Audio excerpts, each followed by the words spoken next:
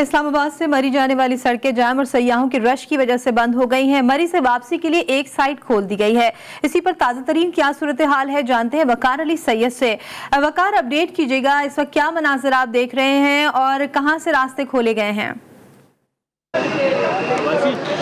जी बिल्कुल, इस वक्त मैं मरी और इस्लामाबाद को जोड़ने वाला जो मकाम है यानी 17 मील के मकाम पर मौजूद हूँ और यहाँ पर पाकिस्तान आर्मी, रेंजर, उसके अलावा पुलिस की बारी नफरी जो है वो इस वक्त मौजूद है।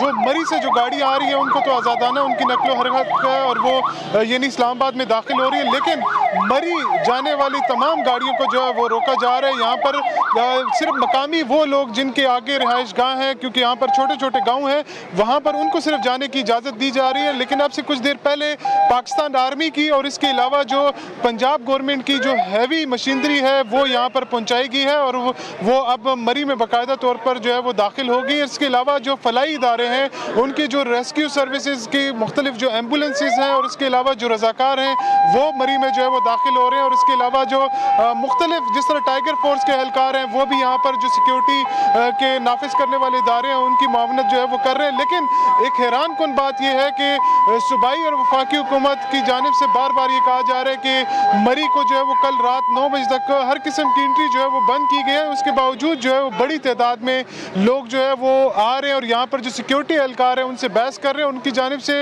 ये कोशिश की जा रही है कि वो किसी भी तरीके से जो है वो मरी में दाखिल हो सके। ताम जो ज़िला इंतज़ामिया है उनके अफसरान और इसके अलावा जो मुख्तलिफ सिक्योरिटी फोर्सेस के जो अफसरान हैं और जो एहलकार हैं वो इस वक्त मौजूद हैं, जो किसी को भी संगे मील जो 17 मील है उससे आगे जाने की किसी को जो है वो इजाज़त नहीं दे रहे। बड़ी तादाद में इस वक्त भी जो शहरी हैं वो यहाँ पर मौजूद हैं। और एक और चीज़ जो है वो देखने में आई है कि जो शहरी जो मरी से वापस इस्लामाबाद की तरफ आ रहे हैं वो पैदल मार्च करते हुए आ रहे हैं और उनकी जानिब से ये शिकवा सामने आ रहा है कि ज़िले इंतज़ामिया ने उनकी इतनी मदद नहीं की कि वो किसी शटल सर्विस में वहाँ से उनको बिठाकर इस्लामाबाद में जो है वो दाखिल किया जा सकता है। ये तो लोग शिकायत कर रहे हैं कि जो ज़िला इंतज़ामिया उनकी तरफ से कोई मदद नहीं आ रही। ये बताइए कि रेस्क्यू का जो अमल है वो कहां तक पहुंचा है और जो डेड बॉडीज हैं उन्हें क्या मुंतकिल किया गया है? क्योंकि आपने बताया था कि एक खास जगह है उसे मुख्तस कर दिया गया और वहां से जो है डेड बॉडीज कलेक्ट की जाएंगी।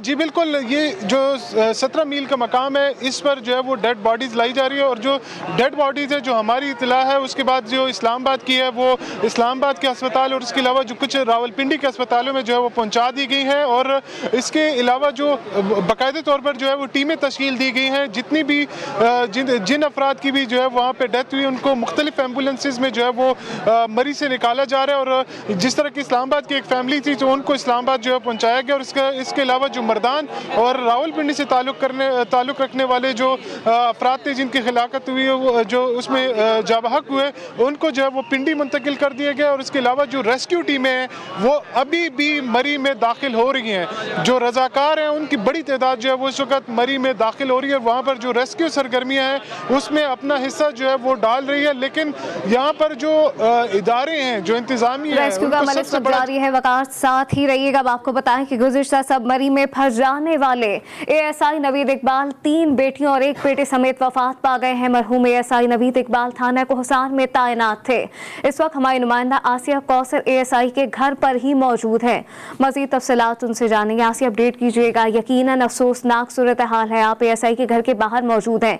इस हवाले से कोई अपडेट सामने आई है कि डेड बॉडीज को कब तक पहुंचा दिया जाएगा? जी बिल्कुल, डेड बॉडीज़ के हवाले से अब तक ये अपडेट सामने आई है कि मरी की चूँकि रास्ते भी बंद हैं और साथ ही साथ बर्फबारी की वजह से गाड़ियों और एम्बुलेंसेस को आगे जाने की इजाज़त ताहाल नहीं मिली। 6 डेड बॉडीज़ की जो है वो डेथ सर्टिफिकेट उनके हैंड ओवर करते हैं, लेकिन 2 डेड बॉडीज़ के अभी तक ना उनको सर्टिफिकेट्स दिए गए हैं अहले खाना को और ना ही डेड बॉडीज़ हैंड ओवर की गई। यहाँ तक पर अभी मैं मरहूम एएसआई नवीद इकबाल के घर के बाहर मौजूद हूँ और शदीद गम का आलम है। रूह कांप जाने वाला मंजर यहाँ पर हमें नज़र आ रहा है। उनकी अहलिया जो है वो किसी से भी बात करने की पोजीशन में नहीं है। इतना गम उनके घर में जो है वो एक समझ लें कि पहाड़ टूटा है। एक ही घर के 8 अफराद जो हैं वो एक साथ जहां बाग हुए हैं मरी की बर्फबारी में। एएसआई नवीद इकबाल की 3 बेटियां और 1 बेटा, एक उनका भतीजा और एक उनकी भांजी और साथ ही उनकी हमशीरा की भी इस बर्फबारी में जो है वो दम घुटने की वजह से डेथ हुई है। मरी के रास्ते बंद होने की वजह से ताहाल डेड बॉडीज को जो है वो हैंड ओवर नहीं किया जा सका और यहाँ पर डेड बॉडीज नहीं पहुंचाई जा सकी। यहाँ पर इंतजाम जो है वो किए जा चुके हैं। लोगों लोगों का आना भी शुरू हो चुका है। इससे कबल यहाँ पर अली नवाज अवान साहब भी ताज़ियत के लिए भी पहुंचे और हमदर्दी के लिए भी पहुंचे, लेकिन अहले खाना का ये भी कहना है कि हमदर्दी जो है वो किसी मसले का। इस वक्त आपको बताएं कि गुज़िश्ता शब मरी में फंस जाने वाले एसआई नवीद इकबाल 3 बेटियों और 1 बेटे समेत वफात पा गए हैं। यकीनन अफसोसनाक वाक़या पेश आया है। वकार अली सैयद और आसिया कौसर तमाम तर सूरत हाल से अपडेट कर रहे थे। आप दोनों का बहुत शुक्रिया।